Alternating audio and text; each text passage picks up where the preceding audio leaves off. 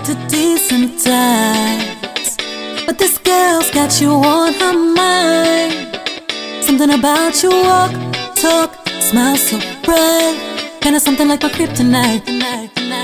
I'm not easy, believe me, but I know what I want. You're special, original, so let's have some fun. You're staring and I'm daring, I'm so ready to die. Bring your body real close to me, pour a lot of romance. What's your fantasy? You and me tonight. Let's let the trace. You and me tonight. Rock waves. You and me tonight, baby. What's up, guys? It's your girl Phoenix Novell, and thank you for tuning in to another Musicians on Gigs episode. In this episode, I'm talking about that one time I was head over heels for another bandmate.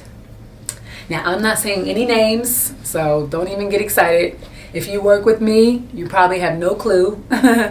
Or you might. I've probably told one or two people out of my whole decade plus of experience performing overseas. But I am sharing it with you guys today.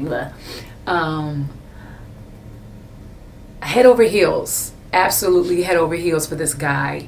Very intellectual, very communicative, very on my level mentally, and we would talk from sun up to sun up. I mean, legit, we would just talk about philosophy, we would talk about life, we would talk about the experiences of existence, we would talk about the meaning of life, we would talk about the different religions and God and consciousness and meditation and lucid dreaming. I mean, there were times where I would talk to him all day long until it was time to get on stage. And it just never stopped. The conversation, the communication just never stopped. And I loved every bit of it. And he also was a good looking man. So I'm not going to leave that part out. He was very good looking. And I actually got the nerve up to one day go in his room, make it my duty to go in his room and confess my undying affection and adoration for him. And I stood up against his door, and he never got up. But he sat up because he was sick at the time, but he sat up and looked at me. And I remember the sun was kind of going down. But by the time that I finished professing my love for him, the sun was completely dark in the room. And he was still kind of like sitting up, just like looking at me. I could see a silhouette. And I was just like, I don't know why. I was not afraid to just be like, and this is how I feel. And I don't know if you feel it too. Just going on. And he was like, well, yeah, I feel it too, Come on over here. And I went over there and I laid in the bed with him. I think we kissed. He was sick, like with the flu. I didn't even give a shit, because that's what you do when you really like somebody. You want their germs. So we kissed and everything, and I was just like, yeah, And he didn't want any title. He didn't want to put a title on it. He didn't want to do anything official, but we would, sneak hugs or kisses or whatever behind the band's back. We never told anybody anything was going on. But I didn't want to do anything sexual until we were actually official. Like, I wanted him to be my man. That's what I wanted. But he was just like, well, we got to put a label on it. And every woman knows, everybody knows that when a guy doesn't want to put a label on it, that means he really don't want to claim you. But at the time, I knew that. But at the time, I was just way too much into him to say that or make him feel bad for that or whatever. And so eventually, at some point, because we weren't really progressing into anything, he eventually brought another girl to his apartment one day, and I was knocking on the door. I knew he was with somebody else or whatever, and I was knocking on the door. He didn't open it. So we kind of fizzled out. Whatever that little moment was we had, we kind of fizzled out. And this is why I tell people not to do anything with their bandmates, because once you kind of break that seal, it's hard to go back to what things were. It's hard to be neutral again. I mean, sometimes you can if there's no sex involved, usually. Sometimes you can. And we were able to, we're still friends and cool to this day. But we were able to kind of get back. But I still, in the back of my mind, always had a little bit of resentment because I wanted something more with him. and I was never able to get that title.